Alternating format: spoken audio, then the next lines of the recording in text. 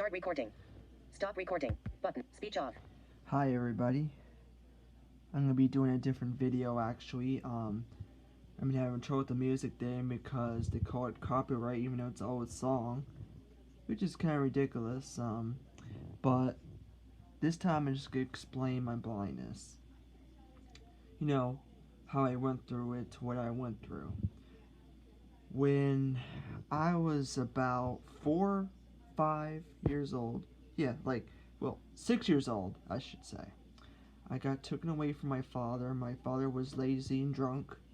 My mother believed in devil worship, and I think when I was in her stomach as a baby, she smoked a lot of cigarettes, drinking, which is ridiculous because it says, usually right in the box, don't smoke when you're pregnant, don't drink when you're pregnant. It's ridiculous. They don't listen, and especially she believes in devil worship, so it's kind of crazy. Well, it is crazy, I should say. But I got taken away from my father. I got adopted. And when I got adopted, they had a son that would bully me because I can't see. Like when I start to get blind, he was bullying me. He was saying to me, "Don't act like you can't see. Everybody knows you can see. Don't pull that act." So that really aggravated me when he said that, and which started fighting, wrestling, together and everything else. He would bully me and I couldn't take it no more. Being bullied is like terrible. It feels like hell. That's what it feels like. It feels like hell. It feels very, very terrible. It feels like you can't take it no more. You just want to do something instead of being, bullied and tackled so after I went to high school. I flipped out, so they took me to, I think it was a mental hospital in Pittsburgh. Finally had someone that understood me to tell, why I flipped out, because I got bullied. My stepmother used to duct tape my mouth shut, stuff a sock in my mouth. It's so crazy. And, the staff understood me and everything and helped me to not go back to those adoptive parents. And, then a male came in the hospital. There was a foster woman that went to have me as a foster kid. Well, I went there, and I'm not gonna say any names because who knows if she's watching YouTube or anything. But anyways, this foster woman, she was all about the money. She kept me in the bedroom, gave me a bunch of junk food to keep me quiet, so I won't bother her.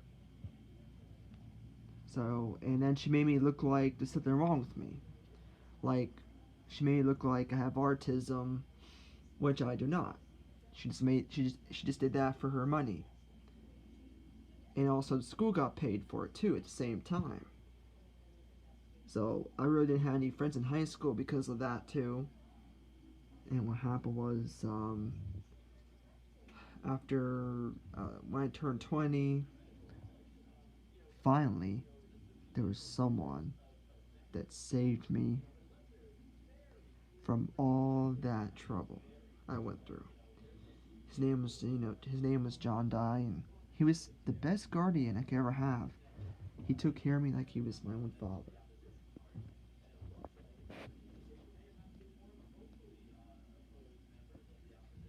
Wait, Brad, close the door.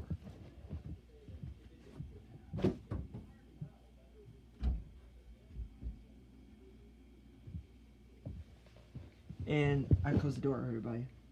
So what happened was from there, he took care of me. He got me off a lot of medications. He understood me. That was, because he was actually partially blind. He had one eye he couldn't see out of, and the other one was kind of like low vision. So he definitely understood me a lot, and he took care of me very well, and took me off medications I should have not been on, and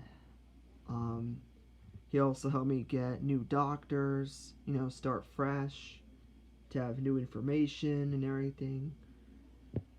So that went very well.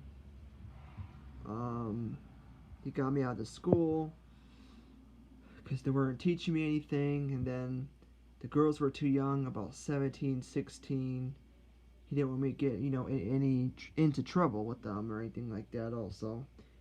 And he did a lot for me. I mean, he bought me a lot of stuff, like a lot of clothes, electronics, some deodorant, cologne, toothbrushes, all that stuff, all that goodies. And he would teach me, what words to say and stuff, like how to say some words, because I was never really taught right.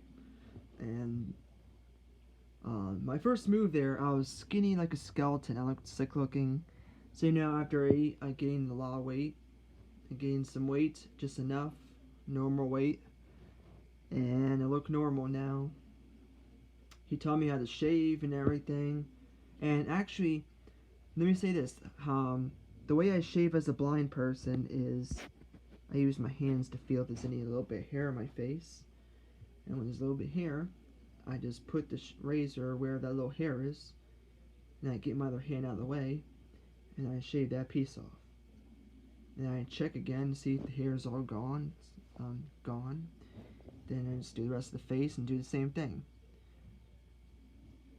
And I use shaving cream and razor, and as a blind person, and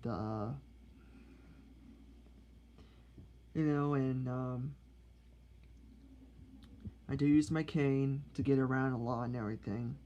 Swipe back and forth with the cane left and right, so I won't bump into anything. I mostly used it outside. I mean, I don't use it. I didn't never use it inside as much, but I did bump my head into walls and everything. Where I should have probably used it in the house.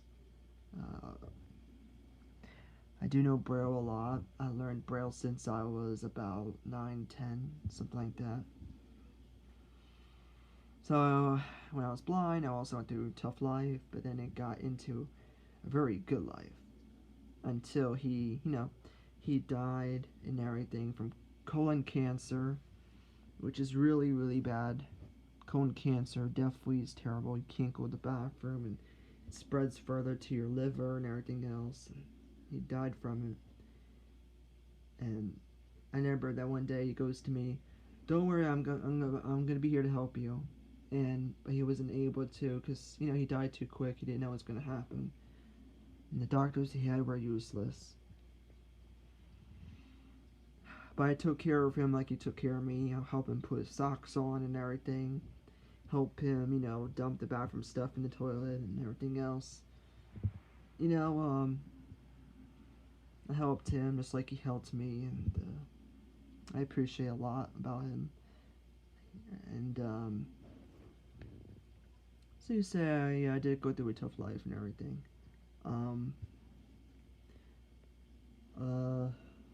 So this video was mostly,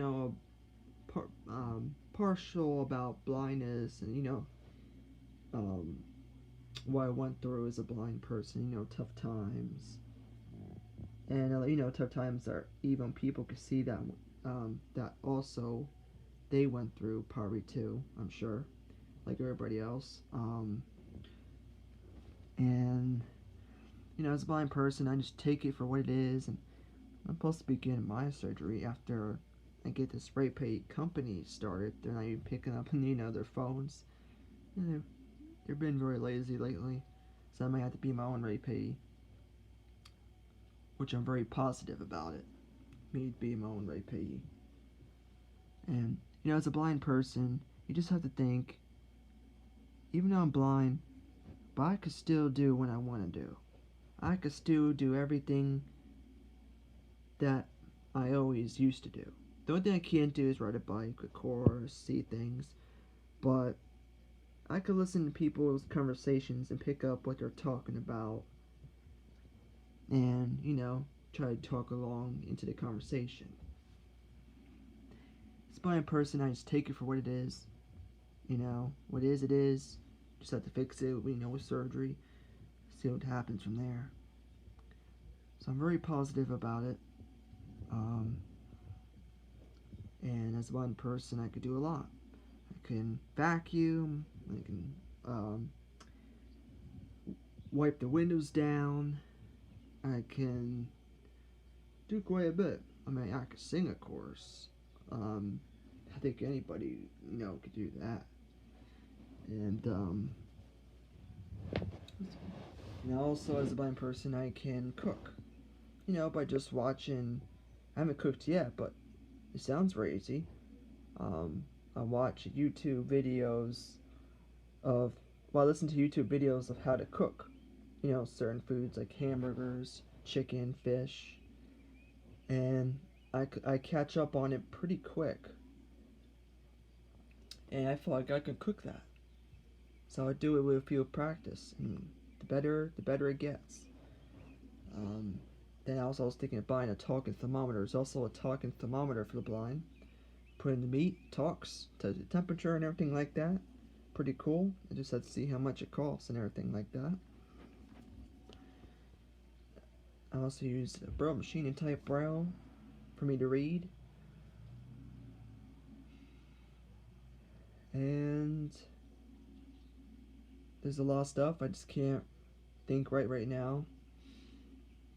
But I'm gonna stop from here. And everybody, if you like the video, click like. If you don't, click dislike. And if you want, you can comment. And hope everybody, enjoyed the video. And remember, my name's Daniel Sean Kane. And anybody's invited to comment, like, or dislike. And you can click the notification, subscribe to my channel, and you'll be all set. Catch up with my other videos. I just had to figure how to do music videos because, they say I'm doing copyright, which is not good. Alright. You all have a good day now. I might do another video today. If I can't, then I'll send you a video and tell you what time and what day I'll be doing the video. Alright.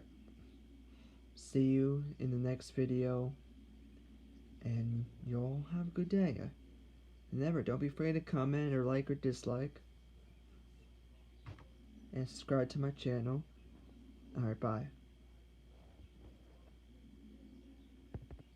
Speech on. Stop recording.